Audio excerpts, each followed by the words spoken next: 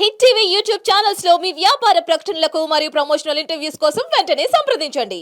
నమస్తే శ్రీనివాస్ గారు. నమస్తే అమ్మా. వరుదిని పరిణయం అనేది ఎంత పెద్ద సీరియల్ సార్ అది. Zee Telugu turning point.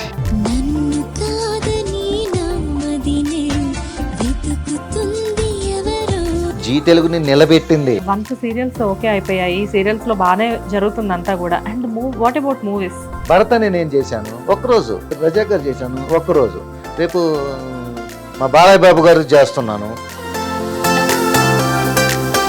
Film industry గురించి ఒకసారి మాట్లాడదాం. చాలా మంది క్యారెక్టర్ ఆర్టిస్టులు ఫిల్మ్ ఇండస్ట్రీలో ఇప్పుడు ప్రెసెంట్ చూస్తే మన తెలుగు ఆర్టిస్టుల కంటే కూడా బయట నుంచి, ముంబై నుంచో చెన్నై నుంచో ఎక్కడి నుంచో తెచ్చి పెట్టుకుని చేపిస్తున్నారు. తెలుగులో ఇంత టాలెంటెడ్ ఆర్టిస్టులు ఉన్నప్పటికీ కూడా ఎందుకు బయట నుంచి తీసుకొస్తున్నారు? ఇప్పుడు వాళ్ళు వచ్చారనుకోమ్మా, వాళ్ళు వచ్చారనుకో, వాళ్ళకు ఒక అకామిడేషన్ ఇస్తారు, ఆ అకామిడేషన్లో ఉంటారు. నిజంగా మాకంటే ముందు వస్తారు వాళ్ళు లొకేషన్. వచ్చిన షూటింగ్, నా పని ఏంటి షూటింగ్, హైదరాబాద్ వచ్చా షూటింగ్ చేసుకుందామని ఆలోచనలోనే ఉంటాడు ఆ కుర్రోడు. నమస్తే, వెల్కమ్ టు హిట్ టీవీ. నేను శ్వేత. ఈరోజు నాతో పాటు చాలా స్పెషల్ గెస్ట్ ఉన్నారు, ఎం శ్రీనివాస్ గారు. జనరల్గా శ్రీనివాస్ గారు అనే కంటే కూడా ఈయన పౌడర్ ప్రసాద్ అనడం చాలా బెటర్ అనుకుంటా. ఎందుకంటే పౌడర్ ప్రసాద్ అనగానే ఎవరైనా ఇట్టే గుర్తుపట్టేస్తారు. సో దట్ శ్రీనివాస్ గారు ఈరోజు మన స్టూడియోలో ఉన్నారు. నమస్తే శ్రీనివాస్ గారు. నమస్తే అమ్మా. శ్రీనివాస్ గారు పౌడర్ ప్రసాద్ అనే పేరు మీ కళ్యాణ వైభోగంతో చాలా ఫేమస్ అయిపోయారు.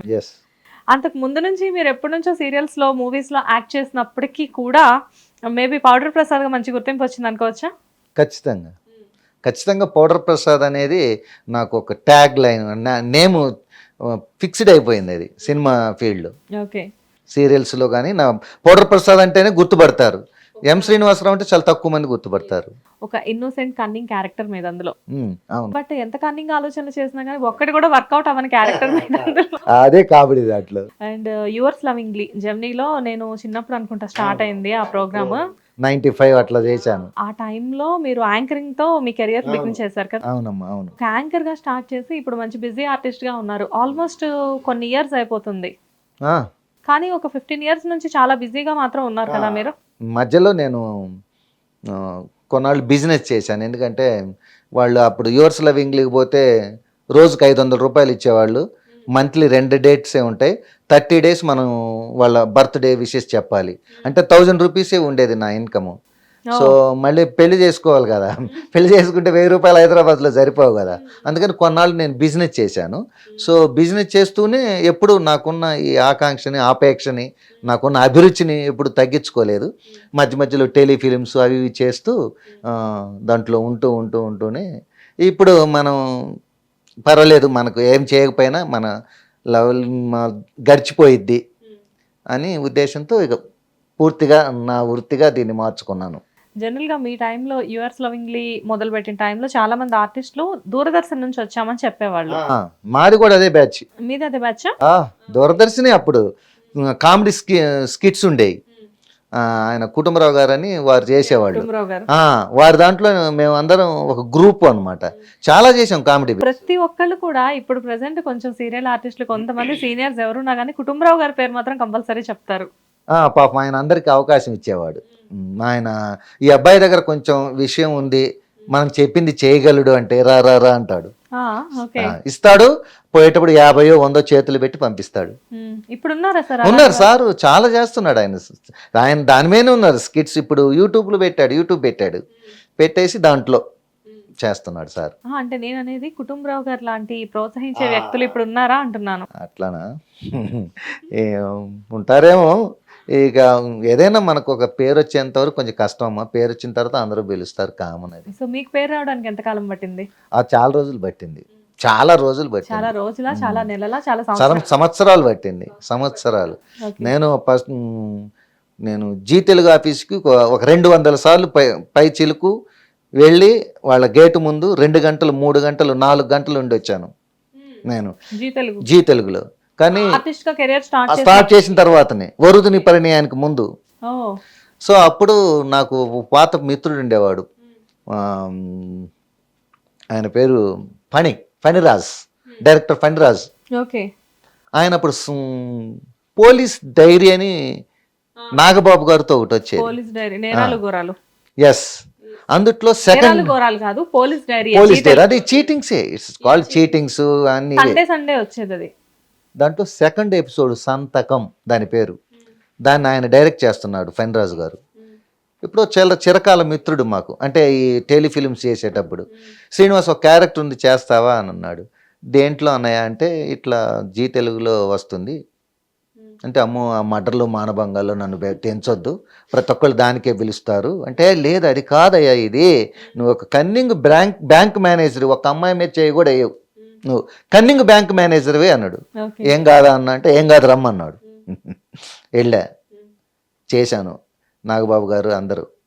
ఆ ఎపిసోడ్ బ్లాస్ట్, వావ్.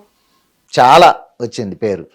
అందులో మహానుభావురాలు అనురాధ మేడం గారు నన్ను చూశారు. ఆమె ప్రతి ఎపిసోడ్ చూస్తారు, జీ తెలుగు హెడ్ గారు.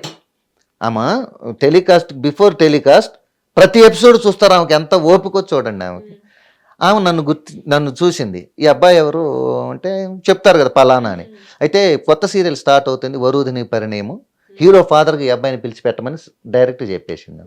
ఇంకంతే నా ఎంట్రీ. ఆ మేడమే మనకు దారి చూపించిన దేవత. వరుదిని పరిణయం అనేది ఎంత పెద్ద సీరియల్ సార్ అది. జీ తెలుగుని నిలబెట్టింది, పెట్టిన సీరియల్ అసలు. Zee Telugu turning point. Turning point Varudhini Parinayam. మా వరుదిని పరిణయం వెంటనే మంగమ్మ గారి మనవరాలని ఇంకో సీరియల్ వచ్చేది, అది కూడా హిట్టే. బట్ వరుదిని పరిణయంతోనే ఎక్కడికో వెళ్ళిపోయింది. పార్దు వరుదిని. ఆ, అండ్ పార్దు వాళ్ళ మదర్, అదే మీ వైఫ్ క్యారెక్టర్ చేసిన ఆవిడ ఉమా గారు. ఉమా హస్బెండ్. మీరు ఉమా గారి హస్బెండ్, ఎస్ తెలుసు. అంటే ఈ సీరియల్స్ అన్ని చూసి చూసి ఉండి నాకు బాగా నోటెడ్ అయిపోయినాయి. అందులో కూడా మీరు సాఫ్ట్ క్యారెక్టర్, అదే భార్య చాటు భర్త. భార్య చాటు భర్త. అంటే భార్య ఏది చెప్తే అది వినడమే మీ పని. అవును. పార్దు వాళ్ళ ఫాదర్ మీరు. అంటే నాకు ఆ క్యారెక్టర్స్ కూడా ఎంత బాగా గుర్తున్నాయి అంటే, ఆ వరుదిని సీరియల్, వరుదిని పరిణయం సీరియల్ ఎంత ఫేమస్ అంటే, మహేష్ బాబు గారి స్పైడర్ మూవీలో కూడా ఆ మూవీ గురించి ఉంది చూసారా. వాస్తవం. స్పైడర్ మూవీలో లేడీస్ అందరూ కూడా వరుదిని పరిణయం అనే సీరియల్, అది ఎంత గొప్ప విషయం. మరి ఆ సీరియల్తోనే రవికృష్ణ హీరోగా ఎలివేట్ అయ్యాడు. సో నాలాంటి అప్కమింగ్ ఆర్టిస్టు ఒక ఒక ఒక పెద్ద స్మాల్ స్క్రీన్లో పెద్ద ఆర్టిస్ట్గా కన్వర్ట్ చేయబడ్డాడు. ఇప్పుడు మీరు చెప్పినట్లుగానే రవికృష్ణ గారు మొగల్ రేకుల్లో నలుగురు హీరోస్ లో వన్ ఆఫ్ ది హీరోగా చేశారు. అవును, కానీ ఇందులో ప్రత్యేకమైన క్యారెక్టర్. ఏం చేస్తాడు, మంచి ఆర్టిస్ట్. అండ్ సార్ ఇప్పుడు వరుదిని పరిణయం, వన్స్ వరుదిని పరిణయంలోకి ఎంటర్ అయిన తర్వాత మళ్ళీ బ్యాక్ తిరిగి చూసుకోలేదు. ఇంకా లేదు అసలు. ఒక చిన్న బ్యాంక్ మేనేజర్ క్యారెక్టర్ చెప్తే మీరు భయపడ్డారు. అంటే మర్డర్లు మానభంగాలు ఉంటాయని నాకు వద్దు బాబా అలాంటి, నేను ఏదైనా సాఫ్ట్ ఉంటేనే చేస్తాంటే పాపం ఈ క్రెడిట్ అంతా ఫణి గారికే. మీరు వద్దనుకున్న క్యారెక్టర్ మిమ్మల్ని ఇంత నిలబెట్టింది అనమాట. సృష్టిలో ఏది ఎప్పుడు తిరిగి వస్తుందో చెప్పలేము. డెస్టినీ నమ్ముతారా మీరు? ఖచ్చితంగా, there is no other way. ఖచ్చితంగా నమ్మాల్సిందే. చెప్పండి, నమ్మకుండా ఏం చేస్తారు? నమ్మితే మనసు ప్రశాంతంగా ఉంటుంది. మనం చేసే పని, మాట్లాడే మాట, చూసే చూపు కరెక్ట్గా ఉంటే దాని అంతటా అదే వెళ్తుంది. అండ్ మీ ఫ్యామిలీ గురించి చెప్పండి సార్. అసలు మీరు ఎక్కడ పుట్టింది? మాచర్ల దగ్గర బోదిలివీడు అని ఒక చిన్న గ్రామం, అక్కడ పుట్టాను. సహజంగా మా తల్లిదండ్రులు బిజినెస్ పీపుల్. మా నాన్నగారు చిన్నప్పుడే చనిపోయారు. మా అమ్మగారు నన్ను పెంచారు. నాకు 2 సిస్టర్స్, వాళ్ళు సెటిల్డ్. తర్వాత నేను ఎక్కువగా పెరిగింది మా నాన్నగారు లేకపోవటం వలన మా చిన్నమ్మ నన్ను పెంచింది బాగా. మా బాబాయ్, మా చిన్నమ్మ మోహన్ రావు గారును రాజ్యలక్ష్మి గారు నన్ను పెంచారు. ఎందుకంటే వాళ్ళకి 4 ఆడపిల్లలు, మగపిల్లగానే నేను ఒక్కడనే ఉన్నా. అందుకని మా చిన్నమ్మ ఎప్పుడు మా అమ్మ దగ్గర ఉండనిచ్చేది కాదు, నన్ను ఎప్పుడు వాళ్ళ ఇంట్లోనే ఉంచుకునేది. అంటే నేను పుట్టింది అక్కడైనా పెరిగిందంతా వీళ్ళింట్లోనే, పిడుగురాళ్ళ, గుంటూరు డిస్టిక్. నా చదువు అన్నీ ఇంకా పల్నాడు. మా చిన్నమ్మ మా బాబాయ్ నన్ను పెంచారు. కానీ అంటే మొత్తం అంతా పిన్ని దగ్గరే. మా అమ్మ కంటే మా పిన్ని దగ్గర ఎక్కువ ఉన్నా. మరి ఇండస్ట్రీకి రావడానికి ఎవరు ఇన్స్పిరేషన్ మీకు అసలు? అట్లా నాకు ఫస్ట్ నుంచి చాలా ఇంట్రెస్ట్. నేను ఇంత బాబుగా ఉన్నప్పుడే మా ఊర్లలో, పల్లెటూళ్ళలో ఇదివరకు నాటకాలు వేసేవాళ్ళు. హరిశ్చంద్ర నాటకం అంటే వాళ్ళు లాస్ట్లో, బాబు ఈరోజు భోజనాలు ఎవరు పెడుతున్నారు, ఎవరా మహాదాత అని అడుగుతారు కదా. అప్పుడు మా అమ్మ మా ఇంట్లో ఈరోజు భోజనాలు అయ్యని చెప్పింది. ఆ రోజు హరిశ్చంద్ర నాటకం. నేనేంటంటే మా అమ్మతో గోల. అందుట్లో చిన్న పిల్లాడు ఉంటాడంట, ఆ పిల్లాడి క్యారెక్టర్ అనలేదు అప్పుడు. ఆ పిల్లాడి బదులు నన్ను నిలబెట్టండి, నేను ఒప్పుకోను, లేకపోతే అని గందరగోళం చేస్తే పాపం ఆయన చివరికి నేను చెప్పినట్టు చేస్తావా అని అన్నాడు. చేస్తాను సార్ అన్న. అప్పటి నాకు బాగా గుర్తు అనమాట. నేను అప్పుడు 7 years 8 years 7 years ఉంటాయేమో నాకు. చేస్తానని చెప్పాను. అయితే నువ్వు పడుకోమంటే కాముగా పడుకోవాలి, లెమ్మంటే లేవాలి అంటే చేస్తానన్నా. అతను సరేలే ఏముందిలేమ్మా ఏడుస్తున్నాడు కదా బాబు అని అందుట్లో పెట్టాడు నన్ను. నా ఫస్ట్ స్క్రీన్ ప్రెజెన్స్ అది. ఓకే. ఇంకా కాలేజీలోకి వెళ్ళినాక నాటకాలు ఇవన్నీ ఉంటాయి కదా, ఇది కల్చరల్ యాక్టివిటీస్, ఎస్. వాటిల్లో నాటకాలు వేసేది. కల్చరల్ యాక్టివిటీస్ లో బాగా పార్టిసిపేట్ చేస్తారు. ఇక నాటకాలు తప్పితే మనం గేములు చూడిపోము, ఓకే. నాటకం అంటే వెళ్తాం. మొదటి నుంచి నటన మీద ఉన్న ఆసక్తి వల్ల. ఇంట్రెస్ట్ అది ఏంటో మరి, అది ఎవరికి అలా ఏది అవుద్దో చెప్పలేవు. సో బ్యాక్గ్రౌండ్ ఏమన్నా ఉందా ఇండస్ట్రీలో? నాకు ఎవ్వరు లేరు. ఎవరు లేకుండానే ఏ ధైర్యంతో వచ్చారు మరి? ఇంట్రెస్టే అది, కేవలం ఇంట్రెస్ట్. అంటే ఉందా, హోప్ ఉందా నిలబడతాను అని చెప్పి? ఖచ్చితంగా ఉండేది. నాకు టైం పట్టుద్దేమో, నేను గోల్ సెట్ చేసుకోలేను కానీ చేయలేదు, కానీ ఖచ్చితంగా నాకంటూ మహానుభావుడు చిరంజీవి గారు అంత రేంజ్ మాకు అవసరం లేదు. ఆయనలో 0.00001% వచ్చినా కనీసం 100కు ఒకళ్ళు గుర్తుపడతారన్న ఉద్దేశం ఉండేది మనసులో. ఓకే. మనకు మైలురాయి చిరంజీవి గారే కదా మామూలుగా. చాలా మందికి ఆయనే కదా ఇన్స్పిరేషన్. వాళ్ళకి ఏం చూసేది, చిరంజీవి గారు, కృష్ణ గారు. డ్యాన్స్ కోసం చిరంజీవి సినిమాలు చూసేది, డైలాగ్ కోసం కృష్ణ గారి సినిమా చూసేది, అభినయం కోసం ఎన్టీఆర్ గారిని చూసేది. అబ్బా బాబా, ప్రత్యేకంగా యాక్టింగ్ నేర్చుకోకర్లేదు, వాళ్ళందరినీ చూసి వాళ్ళందరినీ చూసేది. అసలు కృష్ణ గారి డైలాగ్ చెప్తే ఊపిరి ఆడదు, మనం ఇట్లా చూడాల్సిందే. ఓకే. ఖచ్చితంగా. అండ్ మీరు వన్స్ అంటే యువర్స్ లవింగ్లీ తర్వాత మీకు మ్యారేజ్ అయిందా? ఓకే. మ్యారేజ్ అయిన తర్వాత మరి అనిపించలేదా, లైక్ అంటే అమ్మో వచ్చే ఇన్కమ్ సరిపోవట్లేదు, వద్దులే ఇండస్ట్రీ? పిల్లం ఒప్పుకోదు, భార్య ఒప్పుకోదు కదా, ఆమెకు భోజనం పెట్టాలి కదా. అప్పుడు ఇప్పుడులాగా 2 ఏళ్ళు ఆగు పిల్లల కోసం ఉంటే ఒప్పుకోరు. మా అమ్మ కానీ వాళ్ళ అమ్మోళ్ళు కానీ వెంటనే ముందు పిల్లలు కావాలి, నెక్స్ట్ ఇయరే పిల్లలు, మళ్ళీ వాడు పుట్టాడంటే వాడికి పాల డబ్బా తేవాలి. ఇవన్నీ కాదు, ముందు మినిమం డబ్బులు కావాలి కొంచెం. అంటే సేఫ్ గేమ్ అంటారే, అంటే మనలో ఉన్న దాని ఆకాంక్షను పక్కన కొన్నాళ్ళు పోస్ట్ పోన్ చేసి కొంచెం సెటిల్ అయ్యే వరకు అనుకుందాం. అంటే మనకు మినిమం డబ్బులు, ఒక సాధారణ వ్యక్తి బ్రతకటానికి ఎన్ని కావాలి, డబ్బులు ముందు కావాలి. మేడం హౌస్ వైఫా? Madam house wife. Okay. And పిల్లలు? మా పిల్లలు ఇద్దరు, నాకు పాప బాబు, ఇద్దరు లండన్లో ఉంటారు. ఓకే. సో మీరు ఇద్దరు ఫ్రీ బర్డ్స్ అయితే ఇక్కడ ఇప్పుడు. అంతేగా హ్యాపీగా షూట్ కి వెళ్ళడం, ఇంటికి రావడం, ఇద్దరు కలిపి ఎప్పుడైనా సరదాగా బయటకు వెళ్తూ ఉంటారా? ఖచ్చితంగా. ఓకే. ఎక్కడికైనా ట్రిప్స్ కి అలా?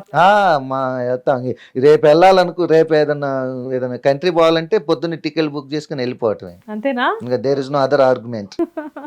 ఓకే. అండ్ మేడం సపోర్ట్ ఎలా ఉండేది మీకు బిగినింగ్ లో, అంటే వన్స్ పిల్లలు పుట్టిన తర్వాత? వాళ్ళు అసలు నన్ను ఏమనేవాళ్ళు కదా, ఎందుకంటే పల్లెటూరు బ్యాక్గ్రౌండ్ కదా వాళ్ళు మనల్ని ఎప్పుడు అబ్జెక్ట్ చేసేవాళ్ళు కాదు. నువ్వు ఎటు పోతున్నావు, ఎంత సంపాదిస్తున్నావు, మాకు అదేంటి ఇదేంటి అనేవాళ్ళు కాదు. మనం ఏది తెచ్చిన వాళ్ళు స్వీకరించేవాళ్ళు. వాళ్ళ సపోర్ట్ లేనిది అసలు 1 స్టెప్ కూడా మనం మానసికంగా ఎదగలేము, మానసికంగా ప్రిపేర్ కాలేము. ముందు ఎదగడం పక్కన పెట్టు, వాళ్ళ అంగీకారము, వాళ్ళ సపోర్టు ఖచ్చితంగా ఉంది. ఓకే. మీరు ఫస్ట్ పేమెంట్ తీసుకుంది 500 రూపీస్ అని 500 ఒక రోజుకి, అది నెలకు 2 రోజులు ఇస్తారు. ఓకే. అండ్ వన్స్ అంటే ఒక ఫామ్ లోకి వచ్చిన తర్వాత, అంటే నెక్స్ట్ మీకు బ్రేక్ వచ్చింది అంటే ఎప్పుడని చెప్తారు? బ్రేకా అంటే వరుదిని పన్నెంలో నన్ను చూశారు, మేడం గారు నన్ను అందుట్లో ఇంట్రడ్యూస్ చేశారు కదా. నాకు ప్రొడక్షన్ హౌస్తో మంచి రిలేషన్ ఏర్పడింది, శ్రీరామ్ గారితో. ఓకే. సౌత్ ఇండియన్ స్క్రీన్స్ వారిదే, శ్రీరామ్ గారు వారిదే కళ్యాణ వైభోగం. సో ప్రొడక్షన్ హౌస్తో మనకున్న రిలేషన్తో శ్రీరామ్ గారు శ్రీనివాస్ని దీని క్యారెక్టర్ పెడదామని చెప్పటం, వెంటనే పిక్స్ జీతెలికి వెళ్ళడం, మేడం గారు పర్లేదు శ్రీనివాస్ని పెట్టమని అంటాం. దాంట్లో ఈ క్యారెక్టర్ని నిర్మించింది మన కృష్ణ గారు అయితే, ఐడియా ఏమో మరి శ్రీరామన్న వాళ్ళ ఫ్రెండ్ దంట, ఇది పౌడర్ ప్రసాద్ అనే ఐడియా. దీన్ని బాగా రసవత్తంగా చిత్రీకరించి బాగా స్క్రీన్ మీద కనిపించేటట్టు చేసింది రాంబాబు గారు, డైరెక్టర్ రాంబాబు గారు. రాంబాబు గారు అద్భుతమైన డైరెక్టర్ కదా. అమ్మో, ఆయన ఫ్రేమ్ పెడితే భలే పెడతాడు ఆయన ఫ్రేమ్. ఎందుకంటే ఆయనతో పాటు ఆయన సీరియల్లో యాక్ట్ చేసిన చాలా మంది ఆర్టిస్టులు ఇప్పుడు చాలా పెద్ద పొజిషన్లో ఉన్నారు. భలే ఉంటుంది, ఎంత అబ్జర్వేషన్ అంటే ఆయనకు ప్రాంప్ట్ ఉండడు, ఆయనే ప్రాంప్ట్ చేస్తాడు, ఆయనే డైరెక్ట్ చేస్తాడు. ప్రాంప్ట్ చదువుతూనే ఉంటాడు, మనం ఇక్కడ గీరుకున్నాను ఏంటా నువ్వు కదులుతావు అంటాడు, ఇటు చూస్తూనే అటు చెబుతాడు. ఆయన కెమెరా మానిటర్ ముందు ఉండడు, ఆయన ఇక్కడ నిల్చొని చదువుతుంటాడు, మనం ఏదన్నా ఇట్లా అన్నాం అనుకో, బా శ్రీనివాస్ ఎందుకు కదులుతూ ఉంటాడు. అంత మెమరీ, అంత అబ్జర్వేషన్ ఆయనకి. ఓకే సార్, ఇప్పుడు ఒక పక్కన సీరియల్స్ అంటే నార్మల్ గా మీరు చేసిన సీరియల్స్, ఇప్పుడు ప్రెసెంట్ నిండు నూరేళ్ల సావాసం సీరియల్లో ఉన్నారు కదా మీరు. అవునమ్మా. జనరల్ గా మీరు చేసే సీరియల్స్ అన్ని కూడా పెద్ద ప్రాజెక్ట్స్ అండ్ హిట్ ప్రాజెక్ట్స్. నేను చేసిన అన్ని హిట్ ప్రాజెక్ట్. అదే నేనేమనుకుంటున్నానంటే మీరు అలా చూస్ చేసుకుంటారా, ఈ టీం ఉంది కాబట్టి ఈ సీరియల్ డెఫినెట్ గా హిట్ అవుతుంది అని చెప్పేసి, లేకపోతే మీకు వచ్చే ఆఫర్సే అలా ఉంటాయా? అంటే పిలుస్తారు, నలుగురు పిలిచారు అనుకోండి, అందులో ప్రొడక్షన్ హౌస్ ఏంటి, మన క్యారెక్టర్ ఏంటి, వీళ్ళు డబ్బులు ఇస్తారా ఎవరా, డేట్స్ ఎన్ని ఇస్తారు, మనకు ఒక చిన్న నాలెడ్జ్ ఉంటుంది కదా. పలానా ప్రొడక్షన్ ఉంటాయా, వద్దురా బాబు డబ్బులు లేట్ చేస్తారు, కొంతమంది లేట్ చేసినా ఇస్తారా, ఈ క్యారెక్టర్ బాగుందిరా డబ్బులు అయిపోయినా పర్వాలేదు, ఓ అది కూడా. డబ్బులు ఇవ్వకపోయినా పర్లేదు మరి క్యారెక్టర్ మరి ఒకసారి ఎలివేట్ అయ్యామనుకో, డబ్బులు అనేది బై ప్రోడక్ట్. ఎప్పుడైనా మన పని మనం చేసుకుంటూ పోతే డబ్బులు బై ప్రోడక్ట్గా వస్తాయి. కొన్ని క్యారెక్టర్స్ గో విత్ ఫ్లో అన్నట్లు వదిలేసేస్తారా? ఓకే. అండ్ నెక్స్ట్, ఇప్పుడు ఇండస్ట్రీకి వచ్చిన ఇంతకాలంలో ఎప్పుడైనా సార్ ఏమన్నా కొంచెం ఎదురు దెబ్బలు లాంటివి ఏమన్నా తగిలాయా? అంటే అంటే లైక్ యాక్టింగ్ పరంగా కానివ్వండి, లైక్ అంటే ఏదో ఒక సపోర్ట్స్ ఉంటాయి కదా సార్ ఇండస్ట్రీకి వచ్చిన తర్వాత. జనరల్ గా ఈ ప్రాజెక్ట్ మన చేతికి వచ్చి జారిపోయింది అన్న వెళ్ళినాయి. రావయ్య చందమామ నన్ను ఫస్ట్ సెలెక్ట్ చేశారు, కాస్ట్యూమ్స్ కొనుక్కున్నా, అన్నీ చేశాను. మరి ఎవరు వాళ్ళ ఇష్టం కదా, సడన్గా మీరు లేరని చెప్పారు. ఆ కాస్ట్యూమ్స్ అప్పటికే నేను 20-25 పెట్టున్నాను. అన్ని సూట్లు కొనాలి, దాంట్లో సూట్స్ టిక్కల్ సూట్ వేసిన 6,000 ఉంటుంది. 5 రకాల సూట్స్ కొన్నాము, అవి 20,000 30,000 అయినాయి, వేస్ట్ అయిపోయినాయి అవన్నీ. మొత్తం మీ ఓన్ కాస్ట్యూమ్సే ఉంటాయా సార్ సీరియల్స్? స్పెషల్ కాస్ట్యూమ్స్ వాళ్ళు తెప్పిస్తారు. ఒక కోయవాడి పాత్ర వేయాలి, ఒక ఎస్ఐ క్యారెక్టర్ వేయాలి, అవి మా దగ్గర ఉండవు. సో మిగతా అన్ని మనకు ఫస్ట్ డిజైన్ చేస్తారు కదా, అవి మనమే కొనుక్కోవాలి. పాపం సీరియల్ వాళ్ళకి తక్కువ ఉంటుందమ్మా బడ్జెట్, వాళ్ళు ప్రొవైడ్ చేయలేరు, మనం అడగటం కూడా ధర్మం కాదు. కానీ మీ రెమ్యునరేషన్స్ ఎక్కువగానే ఉంటాయి కదా సార్? రెమ్యునరేషన్లో అంత ఎక్కువేం కాదమ్మా, ఇప్పుడున్న ఖర్చులతో పోలిస్తే అవి పెద్ద. పాపం చాలామంది ఆర్టిస్టులు సఫర్ అయ్యే వాళ్ళు చాలా మంది ఉన్నారు, మనకు కనిపించరు. అంటే జనరల్ గా మూవీస్ చేస్తూ ఒక్క హీరోయిన్కే బాగుంటాయమ్మా, గుర్తుపెట్టుకో. తర్వాత కొంతమంది సపోర్టెడ్ క్యారెక్టర్స్ కొన్ని ఉన్నాయి, ఆ పేర్లు చెప్పకూడదు, ఇండస్ట్రీలో ఒక 5-6 ఉన్నారు, వాళ్ళు ఎక్కువ తీసుకుంటారు.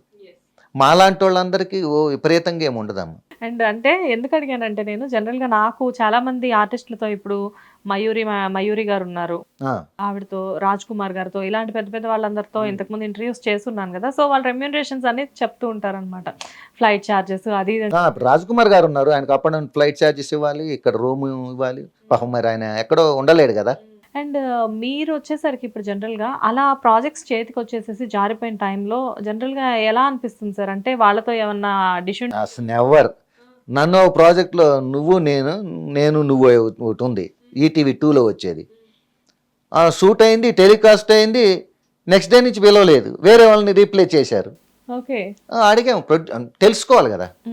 ఇప్పుడు నన్ను ఎందుకు పక్కన పెట్టారని తెలియాలి కదా అని ఆ మేడం ఫోన్ చేశాను ఆ ప్రొడ్యూసర్ గారికి. అమ్మ ఏంటమ్మా, నా వల్ల నాకు తప్పేమన్నా జరిగిందా, ఏంటమ్మా నాకు సడన్గా పిలవలేదు అంటే, ఫస్ట్ మీ పేమెంట్స్ వచ్చినాయా సార్ అండి. పేమెంట్స్ అన్నీ వచ్చినాయమ్మా, ఇచ్చేశారమ్మా, బట్ పిలవట్లేదు, టెలికాస్ట్లో నా క్యారెక్టర్లో వేరే వాళ్ళు కనిపిస్తున్నారు, ఏంటి తల్లి అంటే, అది వేరే తప్పలేదండి, తప్పని పరిస్థితుల్లో మీ క్యారెక్టర్ మార్చాల్సి వచ్చింది అని, ఆ కారణాలు ఇక్కడ స్క్రీన్ మీద చెప్పకూడదని చెప్పటం లేదని అన్నది. కనీసం నాకు ఒక మాట చెప్తే తృప్తిగా ఉండేది కదమ్మా అంటే, అవును చెప్పలేదండి అని. వితౌట్ ఇన్ఫర్మేషన్ అలా కూడా చేస్తారు. దానికి అగ్రిమెంట్ రాయాలి, నేను అగ్రిమెంట్ రాసి ఉంటే నేను అసలు అంత అవసరం లేదు. ఇప్పుడు మీకు ఇష్టం లేనిది నేను ఎన్ని ప్రయత్నాలు చేసినా ఉపయోగం లేదు. మీరు కూడా ఫైట్, ఇప్పుడు నిద్రపోయే వాళ్ళని లేపుతాం కానీ నటించే వాళ్ళని లేపలేం కదా. అట్లనే ఇప్పుడు వాళ్ళ పరిస్థితుల్లో ఇప్పుడు నా టైం వేస్ట్ వాళ్ళతో ఫైట్ చేసి ఎందుకు. What is the use of fighting? Nothing. So ఎందుకు వచ్చింది గొడవలే మనకి, ఎందుకు అనవసరం. ఇప్పుడు ఆమెను అంత మర్యాదగా మాట్లాడాము, ఎప్పుడైనా ఎక్కడ కలిసిన నమస్తే అమ్మంటే అయ్యా శ్రీనివాస్ బాగున్నారా అంటది. ఏదో తగాద పెట్టుకున్నాం అనుకో, ఆ పలకరింపు కూడా ఉండదు. అవసరం ఏంటి? అంతేనా? లేకపోతే నెక్స్ట్ ప్రాజెక్ట్స్ కి మళ్ళీ మనల్ని పిలుస్తారా లేదా అన్న భయం కూడా ఉంటుంది. అది ఉన్నా కూడా ఆ పరిస్థితి దాటి వచ్చాము అనుకుంటున్నాను. అంటే మరి నువ్వు పిలవకపోతే ఎవరు లేరు అనే పరిస్థితి దాటి వచ్చాము. మన గురించి తెలిసిన వాళ్ళు, మన బ్యాక్గ్రౌండ్ తెలిసిన వాళ్ళు, మన యాటిట్యూడ్ తెలిసిన వాళ్ళు ఈ అబ్బాయి మన ప్రాజెక్ట్లో ఉంటే మంచిదిరా అనుకునేవాళ్ళు 4-5 ప్రొడ్యూసర్లు ఉన్నారు, వాళ్ళు పిలుస్తారు. 100 మంది అవసరం లేదు. ప్రత్యేకంగా అప్పటికి ఇప్పటికి జీ తెలుగే ఎందుకు ప్రిఫర్ చేస్తారు మీరు? బయట వేరే సీరియల్స్ ఎందుకు చేయట్లేదు? నేను అంటే మా టీవీ చేశాను, తర్వాత ఈటీవీ చేశాను, అభిషేకం చేశాను, ఆడదే ఆధారం చేశాను, చాలా చేశాను నేను. చాలా చేసినప్పటికీ కొంతకాలంగా జీ ఎక్కువ జీ తెలుగు అవుతున్నారు కదా. ఎక్కువ. నేను ఇప్పుడు 3వ సీరియల్ ఇది, అంటే 11-12 సంవత్సరం జీ తెలుగులో కంటిన్యూగా చేయటం. అక్కడ వరుదిని పరిణయంతో మొదలై నిండు నూరేళ్ల అసలు నాకు జీ తెలుగు లేకుండా నాకు లేదు అసలు. మరి ఆ మేడం గారు మా మీద చూపించిన కృప.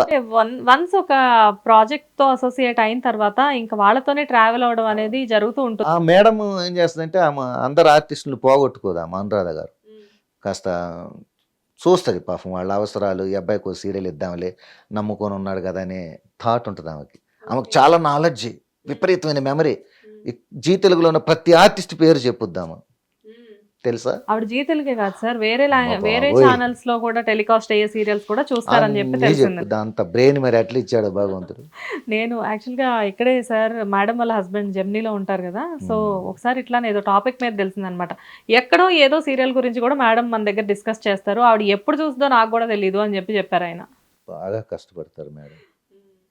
అండ్ సార్ ఇప్పుడు జనరల్గా వన్స్ సీరియల్స్ ఓకే అయిపోయాయి, ఈ సీరియల్స్లో బాగానే జరుగుతుంది అంతా కూడా. అండ్ వాట్ అబౌట్ మూవీస్ పిలుస్తారమ్మా, చాలా మూవీస్ పిలుస్తారు. ఈ డేట్స్ క్లాస్ వల్ల మనం కొన్నిటికి వెళ్ళాం. ఎందుకంటే ఇప్పుడు 1 రోజు 2 రోజులు అయితే మనకు పాపం డైరెక్టర్ డేట్ ఇస్తాడు. ఒక్కో సీరియల్లో మనకు ఒక్కో సినిమా ఒప్పుకుంటే 10 రోజులు 20 రోజులు ఉందనుకో వాళ్ళు ఇవ్వరు. ఎందుకంటే ఇది సీరియల్ పోయిద్ది, రోజు జరిగేది కదా ఇది. అందుకని ఒక్కరోజు ఉన్న క్యారెక్టరే ఒప్పుకుంటా నేను. భరత నేనేం చేశాను ఒక్కరోజు, ఒకే రోజు. రజాకర్ చేశాను ఒక్కరోజు. రేపు మా బాలయ్య బాబు గారు చేస్తున్నాను. బాలయ్య బాబు గారు అంతే, బాలయ్య బాబు అంటే బాలయ్య బాబే. ఒక్కరోజు ఉంటది నాకు తెలిసి, 2 రోజులు బాబే అన్నయ్య. సో మొత్తానికి బాలయ్య బాబుతో మరి ఇంతవరకు షూట్ జరగలేదమ్మా. వారు పిలుస్తామన్నారు, డేట్స్ ఇచ్చారు, మళ్ళీ సారీ డేట్లు అడ్జస్ట్ కాలేదని మళ్ళీ పోస్ట్ పోన్ అయింది. చేస్తానని నమ్మకం నాకుంది. బట్ చేయబోతున్నారు, మళ్ళీ మేము మిమ్మల్ని బాలయ్య గారితో పాటు స్క్రీన్ షేర్ చేసుకోవడం చూడబోతున్నాము. అవునవును, అదైతే మాకు చాలా హ్యాపీ. వాల్తేరు వీరయ్యలో కూడా అంతే ఒక్కరోజే. పెద్ద మూవీస్ అన్ని చేశారు మీరు ఆల్రెడీ. ధృవాలో కూడా అంతే ఒక్కరోజు. మరి ఎన్టీఆర్ జూనియర్ ఎన్టీఆర్ గారి సినిమా ఉంది కదా, ఇండస్ట్రీలో ఉన్న టాప్ హీరోస్ మూవీస్ అన్నిట్లో ఉన్నారు సార్ మీరు. నాని గారిది చేశాను, ఊరికే చిన్నవి చేశాడు. చిన్నయ్యో పెద్దయ్యో అవి ఆ క్యారెక్టర్స్ లేని వాళ్ళు కూడా పాపం బయట చాలా మంది వెయిట్ చేస్తున్న వాళ్ళు ఎంతమంది ఉన్నారమ్మా. జనరల్ గా ఏంటంటే సార్ ఇప్పుడు మూవీస్ అనేసరికి సీరియల్ ఆర్టిస్టులు చాలా మంది ఇంట్రెస్ట్ చూపించకపోవడానికి రీజన్ ఏంటంటే ఇంట్రెస్ట్ ఉన్నప్పటికీ కూడా డేట్స్ అడ్జస్ట్ అవ్వకపోవడం. ఎందుకంటే ఇటు 15 days లైక్ అంటే 2 weeks, first week 3rd week ఒక సీరియల్కి ఇవ్వాలి, 2nd week 4th week ఒక సీరియల్కి ఇవ్వాలి. సో డేట్స్ అడ్జస్ట్ అవ్వు. లక్కీగా మీరు ఇప్పుడు ఒకటే ప్రాజెక్ట్ చేస్తున్నట్టున్నారు, నిండు నూరేళ్ళ. మొన్న మార్చి 27వ తారీఖుతో రాజేశ్వరి విలాస్ కాఫీ క్లబ్ అది క్లోజ్ అయింది. అండ్ వెంటనే ఇప్పుడు ఇంకో సీరియల్ యాక్సెప్ట్ చేద్దాం జరుగుతున్నాయి, టాక్స్ జరుగుతున్నాయి. మేబీ జెమినీ అయిద్దేమో అనుకుంటున్నా. కానీ సార్ ఇప్పుడు 2 సీరియల్స్ చేశారంటే మళ్ళీ మీరు మూవీస్ వైపు కొంచెం కాన్సన్ట్రేట్ చేయడం కష్టమే, అవునా? కానీ పేమెంట్స్ వైజ్ గా మీకు మూవీస్ లోకి సీరియల్స్ లోకి డిఫరెన్స్ ఉంటుంది. మూవీలో ఎప్పుడైనా ఒక రోజు వస్తుందమ్మా, ఇది హ్యాపీగా భోజనం జరుగుతుంటది మంచిగా. సార్ ఏంటి సార్ డిఫరెన్స్ సీరియల్స్ కి మూవీస్ కి? ఒకటి చెప్పండి మీ మాటల్లో, అంటే మీ పర్సనల్ ఎక్స్పీరియన్స్ తో.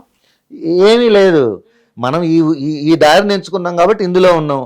ఇప్పుడు ఈ దారి వదిలేసి పూర్తిగా మనం సినిమాల గురించి నేను వెతికాను అనుకో, ఇంకో 6 monthsకో 1 yearకో నేను ఖచ్చితంగా మూవీస్లో కనిపిస్తా. అయితే ఆ గ్యాప్ కూడా ఎందుకు ఇవ్వాలి? ఇప్పుడు నేను అద్భుతాలు చేయాల్సిన అవసరం లేదు, చేసేవాళ్ళు చాలా మంది ఉన్నారు. ఓకే, వాస్తవంగా what is the difference? Nothing is there. అంటే చాలా మంది సీరియల్ ఆర్టిస్టులు ఎలా ఏం కాదు, బిగ్ స్క్రీన్ వాళ్ళకంటే మమ్మల్ని ఎక్కువ గుర్తుపడతారు ఎక్కడికి వెళ్ళినా. మొన్న పిఠాపురం వెళ్తే మీద పడిపోయారు. అంటే ఎందుకు అడుగుతున్నానంటే చాలా మంది ఎలా చెప్తారంటే సీరియల్స్ గురించి, ఇదేమో మా గవర్నమెంట్ జాబ్ లాగా. అవును, అదే ఇప్పటికీ కూడా ఇందులో మేము కంటిన్యూ అవుతూనే ఉంటాం. ఇప్పుడు మీరే చూడండి, ఎగ్జాంపుల్ 15 సంవత్సరాల నుంచి బ్రేక్ లేకుండా ఉన్నారు. అదే మూవీస్ లో అయితే 15 సంవత్సరాలు తోపులు ఉన్నారు సినిమా ఇండస్ట్రీలో. అండ్ సార్ ఇంకొకటి, ఫిల్మ్ ఇండస్ట్రీ గురించి ఒకసారి మాట్లాడదాం. చాలా మంది క్యారెక్టర్ ఆర్టిస్టులు ఫిల్మ్ ఇండస్ట్రీలో ఇప్పుడు ప్రెసెంట్ చూస్తే మన తెలుగు ఆర్టిస్టుల కంటే కూడా బయట నుంచి, ముంబై నుంచో చెన్నై నుంచో ఎక్కడి నుంచో తెచ్చి పెట్టుకుని చేపిస్తున్నారు. తెలుగులో ఇంత టాలెంటెడ్ ఆర్టిస్టులు ఉన్నప్పటికీ కూడా ఎందుకు బయట నుంచి తీసుకొస్తున్నారు? అడిగావా సార్, ఇది ఒక్కటి చాలబ్బా, ఇది ఒక్కటి చాలు, ఇక వేరే క్వశ్చన్ అవసరం లేదు. అయ్యో సార్, నార్మల్గా అడిగాను సార్ నేను. అంటే వాస్తవంగా ఇక్కడ ఇక్కడ వాళ్ళని పెట్టుకుంటే ఆర్టిస్టులు లేరని కాదు, తెలుగులో ఉన్నారు. యావిగేషన్స్ ఎక్కువ ఉంటాయి మా అందరికీ కొంచెం, ఎందుకంటే చుట్టాలు ఇక్కడే ఉంటారు, ఫ్రెండ్స్ ఇక్కడే ఉంటారు, తర్వాత అన్నీ మన ఆధీనంలో ఉంటాయి ఇక్కడ. అంటే నాకు వేరే అవకాశాన్స్ ఉంటాయి. అదే ఇప్పుడు మీరు చెన్నై పోయి ఉద్యోగం చేయండి, వేరే ఏముండదు, శుభ్రంగా హాస్టల్లో ఉంటే హాస్టల్లో ఉంటారు, చక్కగా ఆఫీస్కి వెళ్ళిపోతారు, ఇంకా వేరే పెట్టుకోరు. అదే ఇక్కడ పొమ్మంటే ఆ అమ్మాయి ఫోన్ చేస్తుంది, ఈ ఫ్రెండ్ ఫోన్ చేస్తాడు, మమ్మీ ఫోన్ చేస్తుంది, అన్నయ్య ఫోన్ చేస్తాడు, తమ్ముడు ఫోన్ చేస్తాడు, డిస్టర్బ్ అవుతావు. ఇప్పుడు వాళ్ళు వచ్చారనుకోమ్మా, వాళ్ళకు ఒక అకామిడేషన్ ఇస్తారు, ఆ అకామిడేషన్లో ఉంటారు. నిజంగా మాకంటే ముందు వస్తారు వాళ్ళు లొకేషన్కి. Okay, time to time. ఎందుకంటే వాళ్ళకి వేరే ఉండదు, ఇక్కడ ఎవరితో మాట్లాడాలి వాళ్ళు. ఇప్పుడు ఫోన్లు వచ్చి వచ్చినాయి కాబట్టి ఇప్పుడు ఫోన్ చేస్తారు, అది ఫోన్లో డ్రైవింగ్ చేస్తూ మాట్లాడుకుంటూ వస్తాడు, ఫిజికల్గా ఉండదు. అంటే కొన్ని అవకాశాన్స్ తగ్గి అతను వచ్చిన పని షూటింగ్ నాది, అర్థమైందమ్మా? నాకు చెప్పలేకపోవచ్చు, నేను వచ్చిన షూటింగ్, నా పని ఏంటి షూటింగ్, హైదరాబాద్ వచ్చా షూటింగ్ చేసుకుందామని ఆలోచనలోనే ఉంటాడు ఆ కుర్రోడు. ఓకే, మా వాళ్ళు ఏంటంటే ఇక్కడ పుట్టి పెరిగి ఇక్కడ 30 ఏళ్ళ నుంచి తెలుగుడిగా ఉన్నాం అనుకో, మనకు చాలా రకాలైన ఆబ్లిగేషన్స్ ఉంటాయి. ఎవడో ఫోన్ చేస్తాడు, బాబాయ్ ఆ పోలీస్ స్టేషన్లో ఎవరో పట్టుకున్నారు, కాస్త ఎవరైనా తెలిసిన వాళ్ళు చెప్పమంటాడు, లేకపోతే ఇంకోటి అంటాడు.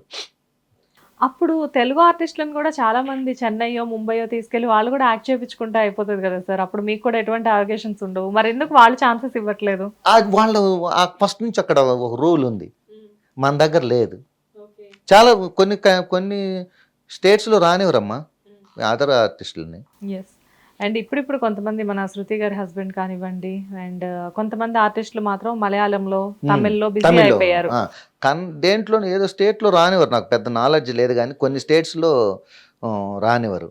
అది కొంచెం ఇబ్బందికరం ఇక్కడ ఉన్న ఆర్టిస్టులకు పాపం. ఇప్పుడు బాలీవుడ్ లో తీసుకుంటే ఏంటంటే వాళ్ళు ఎవరైనా కానీ అక్కడున్న వాళ్ళతోనే యాక్ట్ చేయించుకుంటారు, వాళ్ళు ఎవరైనా కానివ్వండి, తెలుగు నుంచో తమిళ నుంచో వాళ్ళు తీసుకెళ్ళి యాక్ట్ చేయించుకోరు, వెళ్ళినా కానీ చాలా తక్కువ అక్కడ నిలబడ్డం.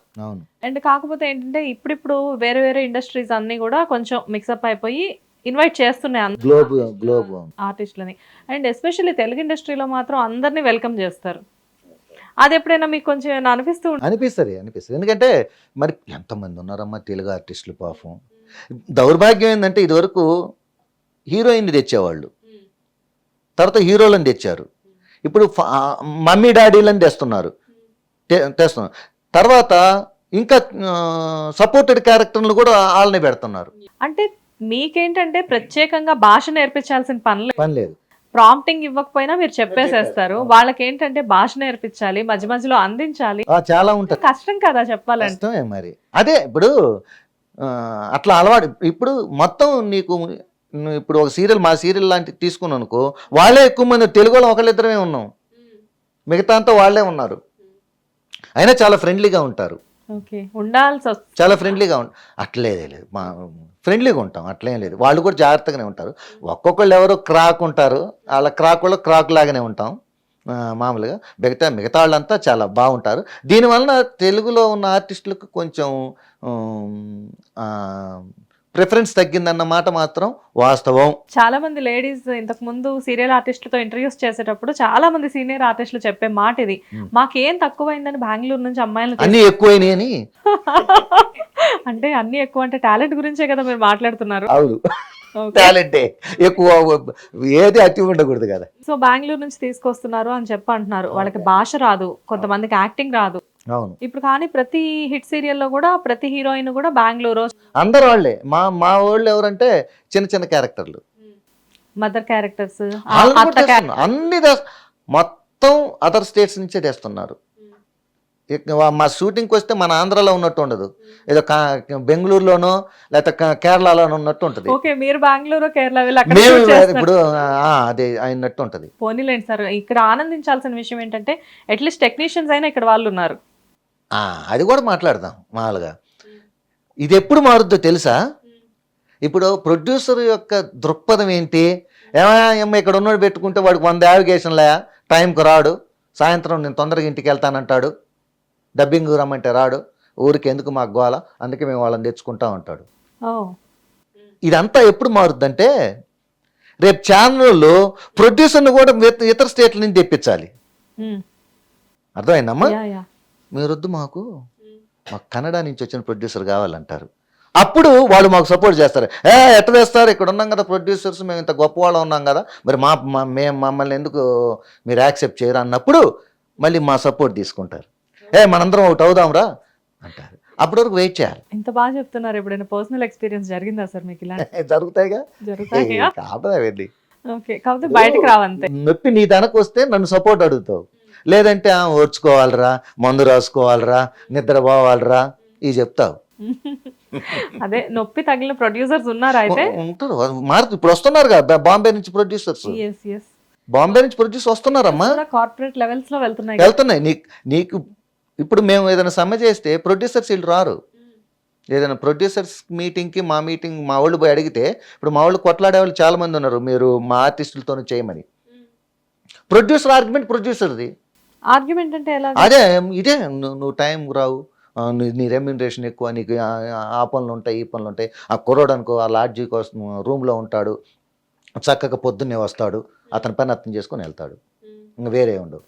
ఇప్పుడు ఏమైతే తెలుసా, కమింగ్ డేస్లో మొత్తం వాళ్ళే అవుతారు కదా, వాళ్ళు రేపు టైంకి రావటం మానేస్తారు. ఎందుకంటే వాళ్ళు అన్ని ఛానల్స్లో వాళ్ళే ఉన్నారు, అన్ని సీరియల్స్లో వాళ్ళే ఉన్నారు, వాళ్ళ కమ్యూనిటీ పెరిగింది. ఈరోజు పార్టీకి పోదామే, ఈరోజు పబ్బుకి పోదామే, ఈరోజు అక్కడికి పోదామని వాళ్ళు మాట్లాడుకుని పొద్దున్నే రావటం లేట్ చేస్తారు. Right, everything comes same place వస్తుంది. It will take some time. అర్థమైంది నేను చెప్పింది? ఇప్పుడేం మమ్మల్ని అంటున్నారు కదా మీరు అది ఇది అని.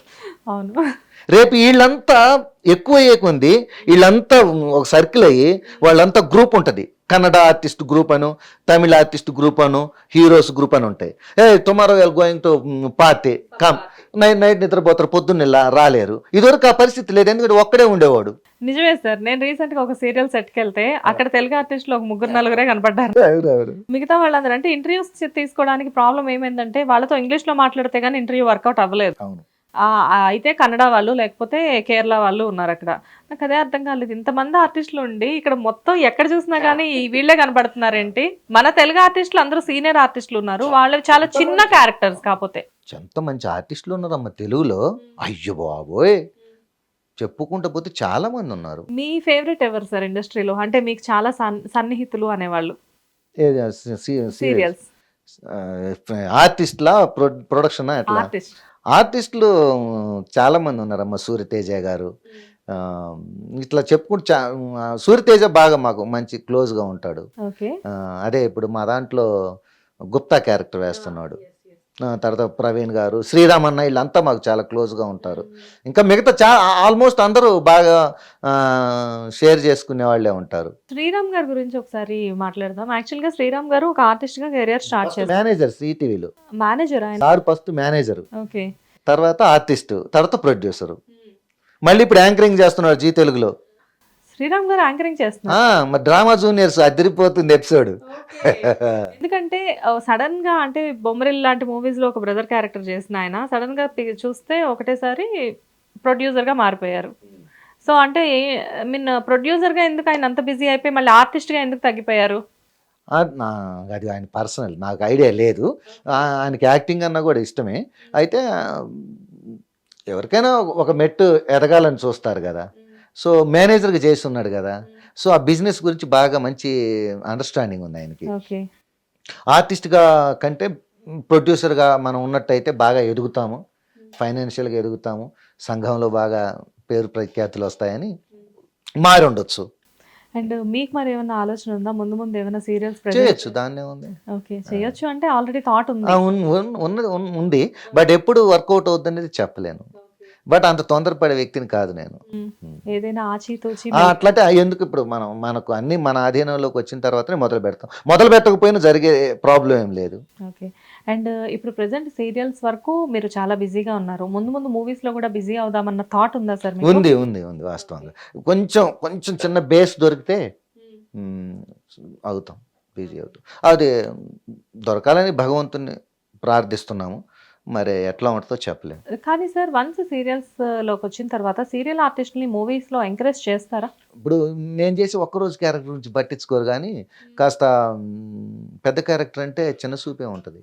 ఉంటుందా? ఉంటుంది ఎందుకంటే సీరియల్ ఆర్టిస్ట్ తో ఏం చేస్తాం, సీరియల్ యాక్టింగ్ వేరు మూవీ యాక్టింగ్ వేరు అంటారు కదా. అంత ఉట్టిది ఏముండదు ఆడ. ఇప్పుడు సీరియల్ యాక్టింగ్ వేరు, మూవీ యాక్టింగ్ ఆడ డైరెక్టర్ని బట్టి ఉంటుందమ్మా. డైరెక్టర్ ఎలా చేయమంటే అలా డైరెక్టర్ క్లారిటీ ఉందనుకో, శ్రీనివాస్ నువ్వు ఇలా కూర్చోయా అంటే అట్లా, లేదు నన్ను కూర్చోవడానికి వచ్చానుకో నేను ఇట్లా కూర్చుంటా. కానీ డైరెక్టర్ క్లారిటీ ఉందనుకో, శ్రీనివాస్ అట్లా కాదు నీ క్యారెక్టర్ ఇలా కూర్చొని ఆ ఎదుటి మనిషిని గమనిస్తుండ అని చెప్పానుకో, అట్లనే చేస్తాం. ఓకే, మొత్తం ఇట్స్ డిపెండింగ్ ఆన్ డైరెక్టర్. ఉట్టిదే పిచ్చి మాటలు. ఇప్పుడు వచ్చే చాలా మంది ఆర్టిస్టులు చెప్పే మాట ఇది. నేను రీసెంట్ గా ఒక 4-5 months బ్యాక్ శ్రీకృష్ణ కౌశిక్ గారితో ఇంటర్వ్యూ చేసినప్పుడు ఆయన చెప్పారు నాకు, మంచి ఆర్టిస్ట్ ఆయన, ఎంత పెద్ద ఆర్టిస్ట్, ఎంత మంచి ఆర్టిస్ట్, ఆయన్ని పట్టుకొని సినిమాలు సీరియల్ యాక్టింగ్ చేయొద్దు అని ఇన్సల్ట్ చేశారు అని చెప్పారు. సో మీ దాకా వచ్చింది అవి? మాకెందుకు తెలియదు, మమ్మల్ని కూడా అన్నారు. మమ్మల్ని మాకు స్క్రీన్ పేపర్ ఇస్తారు కదా, సీరియల్లో ఉన్నాం అక్కడ అందరికి తెలుసు. ముందు మా సెట్లో పోగానే జూనియర్ సీడ్లు అంతా ఉంటారు కదా, ఈ కొంతమంది లైట్ బాయ్స్ జూనియర్స్ ఆర్టిస్టులు, మేము బాగా అన్న నమస్తే అంటారు. ఓకే, అర్థమైందా? సీరియల్ ఆర్టిస్టులకి రికగ్నైజేషన్ ఎక్కువ కదా. సెట్లో పోగానే అదే ఉంటుంది మామూలుగా. అక్కడ మమ్మల్ని కూడా స్క్రీన్ పేపర్ ముందే ఇస్తారు కదా, ఇచ్చిన సార్ కొంచెం డైలాగ్ చదువుకోండి సార్, మీరు పెద్ద ఇప్పుడు నేను మొన్న రవితేజ గారితో నాది నా సీను వాల్తేరు వేరేలో రవితేజ గారు నన్ను ఇలా కాలర్ పట్టుకొని వచ్చి గోడకి పెట్టి డైలాగ్ అనమాట. వాళ్ళు చెప్పిన మాట ఏంటంటే వాళ్ళ బాధ. వాళ్ళు ఇప్పుడు నాకు ఒక డైరెక్టర్ ఒక అసిస్టెంట్ డైరెక్టర్ ఉంటాడు నన్ను చూసుకోవటానికి మాలాంటి కంపెనీ ఆర్టిస్టులను చూసుకోవటానికి. సార్ డైలాగ్ చూసుకోండి సార్, పెద్ద ఆర్టిస్ట్తో చేస్తున్నారు కానీ సీరియల్లో ఉన్నట్టు ఎక్కువ ఎక్స్ప్రెషన్స్ హావభావాలు ప్రదర్శించదు సార్ అంటే, సరే. ఇప్పుడు నేను ఆయనతో ఏందా దానికి నీ తేడా అయింది అన్నాను అనుకో, అదొక లొల్లి. గుప్పెడు మనసు అని చెప్పి ఒక సీరియల్, అవునవును. సో ఆ సీరియల్ తో ప్రకాష్ రాజ్ గారు ఇంట్రడ్యూస్ అయ్యారు. మరి అంతకు ముందు ఆయన కన్నడలో ఒక ఫిల్మ్ చేసినప్పటికీ కూడా ఆయనకి రికగ్నైజేషన్ తీసుకొచ్చింది గుప్పెడు మనసు అని ఒక సీరియల్. అవును, కరెక్ట్. సో ఆయన కూడా బిగినింగ్ లో ఒక సీరియల్ ఆర్టిస్ట్ గానే మొదలయ్యి ఇప్పుడు మూవీస్ లో అంత పెద్ద ఆర్టిస్ట్, పర్ డే ఇంత రెమ్యూనరేషన్. షారూక్ ఖాన్ గారు ఆయన కూడా టీవీ ఆర్టిస్టేగా. మరి కొంతమంది ఉంటారమ్మా, అట్లా ఏం లేదు.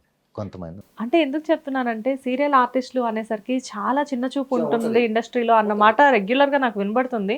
కాకపోతే ఇప్పుడు ఇండస్ట్రీలో పెద్దవాళ్ళుగా చలామణి అయ్యే వాళ్ళందరూ కూడా ఒకప్పుడు సీరియల్స్ చేసి వచ్చిన వాళ్ళే కదా అని మీకు గుర్తు చేస్తున్నా. సలీం గారు చాలా మంది ఉన్నారు. అట్లేం లేదు, ఉంటది. అంతెందుకు అంటే మనం పాజిటివ్గా ఆలోచిస్తే కుడి చేయికి ఎడం చేయికే తేడా ఉంటుంది ఏమ్మా. కుడి చేయికి ఇచ్చిన ఇంపార్టెన్స్ ఎడం చేయికి ఇయ్యం. అట్లనే అక్కడ కూడా అంతే. మనం ఇప్పుడు మా సీరియల్లోనే చాలా ఉంటాయి. మా సీరియల్లోనే ఈయన పెద్ద ఆర్టిస్టు, ఈయన మా ముందు నవ్వుకుంటూ మాట్లాడతారు, పక్క పోయి అది ఇది అనుకుంటుంటారు. అవన్నీ మనం పట్టించుకోకూడదు, మనకే సంబంధం లేదు. ఒక వ్యక్తి నేను యాక్ట్ చేయడానికి పోయా సీరియల్కి కానీ సినిమాకి కానీ, ఫస్ట్ నన్ను సినిమాకి వెళ్ళానమ్మా, నేను సినిమాలో నన్ను పిలిచారు ఒక క్యారెక్టర్కి, ఫస్ట్ నన్ను చూస్తాడు, ఒక అభిప్రాయం కలుగుద్ది. డైరెక్టర్కి కానీ, లైట్ మ్యాన్కి కానీ, కెమెరామ్యాన్కి కానీ, అసిస్టెంట్ డైరెక్టర్ కానీ, కో డైరెక్టర్కి కానీ. అక్కడికి పోయిన తర్వాత నాకు వాల్యూ ఎప్పుడు పెరుగుద్దంటే నేను సింగిల్ షాట్లో చేసి బాగా చేశాను అనగానే ఇలా ఒపీనియన్ మారిపోద్ది. జాగ్రత్తగా ఉండాలి, బాగా చేశాడు కుర్రాడు అంటే మనం ఎక్కడ సమాధానం చెప్పాలి? కెమెరా ముందు సమాధానం చెప్పాలి. బయట నేను అక్కడ తోపుని, ఇక్కడ వీపు ఉంది మాకు, అక్కడ వాపు ఉంది అంటే కుదరదు. ఎవరు మన వెనక ఏది మాట్లాడినా కానీ కెమెరాకి సమాధానం చెప్పు. అందరు సైలెంట్ అయిపోతారు. మన ప్రకాష్ రాజ్ గారు చేసింది అదే, షారూక్ ఖాన్ గారు చేసింది అదే. కెమెరాకి సమాధానం చెప్పారు వాళ్ళు. ఇక మిగతా వాళ్ళంతా సార్ నమస్కారం సార్ అన్నారు. రజాకర్ మూవీ అనేది ఒక బిగ్గెస్ట్ అచీవ్మెంట్ ఆర్టిస్టులందరికీ కూడా. ఏం మూవీ సార్ అసలు అది? ఏంటి దుర్మార్గం చూడలేదు ప్రజలు. ఎంత తప్పండి, అంత మంచి సినిమా అని ఎంత బాగా తీశాడు సారు సత్యనారాయణ గారు. ఆయన ఎంత క్రియేటర్ బాబోయ్, ఆయన పాపం ప్రాణం పెట్టి తీశాడు. కానీ ప్రజలు అంతే, ఏం చెప్పలేమమ్మా దానికి. ప్రతి ఆర్టిస్ట్కి ఆయన మంచితనం అక్కడే ఎలివేట్ అవుతుంది. ప్రతి ఆర్టిస్ట్కి కూడా ఆయన ఒక ఆఫర్ ఇచ్చారు అందులో. ఆయన నన్ను కూడా పిలిచింది పాప. ఆయన గుర్తు పెట్టుకోని వల్ల నన్ను పౌడర్ ప్రసాద్ గారిని పిలిపించండి అని ఒక మంచిగా చక్కగా నన్ను రికగ్నైజ్ చేస్తా శ్రీ పౌడర్ ప్రసాద్ అన్నారు. ఎలా యాటగారితో మీకు అసలు ఎలాగా ఇట్లనే ఇప్పుడు మా టీవీ ఇండస్ట్రీ కదా, మేడం గారితో మాకు పరిచయం. మేడం నమస్తే అమ్మ అంటాం. మేడం నవీన గారిని, సార్ కూడా బాగా పరిచయం. ఆయనది స్వర్ణ ఖడ్గం అందుట్లో కూడా నేను ఆడిషన్స్కి పోయినా. అయితే వేరే డేట్స్ అడ్జస్ట్ కాక నేను పక్కన ఉన్నా, లేకపోతే నేను ఉండేవాడిని ఖచ్చితంగా అందులో. చిన్న పరిచయం. అదేను యాటా గారు ప్రతి ఒక్కళ్ళని గుర్తు పెట్టుకుంటాడు. ఎట్లా గుర్తుపెట్టుకుంటాడు, వీడు మనకు న్యాయం చేస్తాడు రా 2 నెలలు గుర్తుపెట్టుకుంటాడు. అంటే క్యారెక్టర్కి ఊరికి తలనొప్పి ఉండదు, సెట్లో తలనొప్పి ఉండదు. ఇతను వస్తే కొంతమంది వచ్చిన పని ఏమో యాక్టింగ్, చేసేం అదర్ యాక్టివిటీస్. దీని గురించి నేను చాలా తక్కువ మాట్లాడతాను. అవును, మీరు చెప్పండి. అంటే అట్లా ఒక్కొక్కది ఒక్కొక్క. నేనేమంటానంటే మనము మట్టి తీయటానికి పోతే మట్టి తీయటం గురించి ఆలోచించమంట, ఇంకా వేరే వద్దు. జనరల్గా యాటా గారిని నేను అడిగాను అనమాట, ఇంతమందిని పెట్టారు కదా మూవీలో, అందరూ ఎక్కువ మటుకు ఇందులో సీరియల్ ఆర్టిస్టులే కనబడ్డారు, కారణం ఏంటి సార్ అంటే ఆయన ఒకటే చెప్పారు, వీళ్ళందరూ బిగినింగ్ నుంచి నాతో ట్రావెల్ అయిన వాళ్ళు, సో వీళ్ళల్లో నేను ఎవరిని వదిలిపెట్టదలుచుకోలేదు, ఒక్క నవీనాన్ని తప్ప అందరినీ పెట్టాను అందుకే అని చెప్పారు. సారు చాలా మెమరీ, చాలా టాలెంటెడ్ సార్. ఒక్కొక్క లక్ అనేది ఉంటుందమ్మా. మనం ఎన్ని చేసినా చిన్న అంత ఉంటుంది ఆ లైన్ అది అంతే. ఇంకా మనం ఎక్కడి నుంచి మొదలయ్యారు సార్? ఆయన చిన్న రాఘవేంద్ర గారి దగ్గర ఒక అసిస్టెంట్ గా మొదలైన ఆయన సార్. అవును. ఇప్పుడు ప్రస్తుతం రజాకర్ లాంటి పెద్ద ప్రాజెక్ట్ చేసి అండ్ ముందు ఇంకా చాలా ఆఫీసెస్ నుంచి ఆయన కాల్స్ వచ్చేదాకా ఆయన వెళ్ళారు. ఎంత పెద్ద విషయం అది. అండ్ రజాకర్లో కూడా అంటే రికగ్నైజేషన్ వచ్చింది అని అయితే చెప్పలేను, కానీ మంచి క్యారెక్టర్ అయితే మీకు దొరికింది. ఖచ్చితంగా నేను అందుట్లో ఒక పెద్ద ఆఫీసర్ని. అందుట్లో నేను మంచి డైలాగ్ ఉంటుంది అన్నది అందులో, చిన్నదైనా పీపుల్ విల్ రికగ్నైజ్. నాకు చాలా మంది ఫోన్ చేశారు చూసిన వాళ్ళు, అరే నువ్వు ఉన్నావురా అని. కొంతమంది ఫ్రెండ్స్ దగ్గర ఉన్నోళ్ళు, మిగతా సార్ పౌడర్ ప్రసాద్ గారు మీరు ఉన్నారు సార్ అని కామెంట్స్ పెట్టిన వాళ్ళు. జనరల్గా ఏంటంటే ఇండస్ట్రీకి వచ్చిన ఇంతకాలం తర్వాత మంచి రికగ్నైజేషన్స్ ఈ లాస్ట్ 10 years నుంచి మీకు వస్తుంటే ఆ ఫ్రూట్స్ ఎలా అనిపిస్తుంది? నిజంగా అదృష్టం అమ్మా. స్క్రీన్ ముందు కనిపించడం, 1000లో ఒక్కళ్ళైనా మనల్ని పలకరించడం అంటే ఆ తృప్తి వేరు. దాన్ని డబ్బుతో కొలవలేము. బయటకు money is not the measurement. Fans అందరూ వచ్చి సెల్ఫీస్ తీసుకుంటూ ఉంటారా? ఎక్కడికి వెళ్ళినా ఉంటుంది అది. అప్పుడే మేము ఆనందపడేది. ప్రౌడ్గా అనిపిస్తుందా సార్? ప్రౌడ్గా, రెస్పెక్ట్గా అనిపిస్తుంది. పాపం చాలా మంది ఎక్కడ షాపింగ్ మాల్కి వెళ్ళినా, పెళ్ళికి వెళ్ళినా, ఎయిర్పోర్ట్కి వెళ్ళినా, ఎక్కడికి వెళ్ళినా, ఇతర దేశాలు, నేను మలేషియా వెళ్తే మలేషియాలో కూడా మన తెలుగు పీపుల్ అప్పుడు కళ్యాణ వైభోగం అవి జరుగుతున్నాయి మామూలుగా, పౌడర్ ప్రసాద్ అని చూశారు, పిలిచారు అక్కడ హోటల్స్ దగ్గర.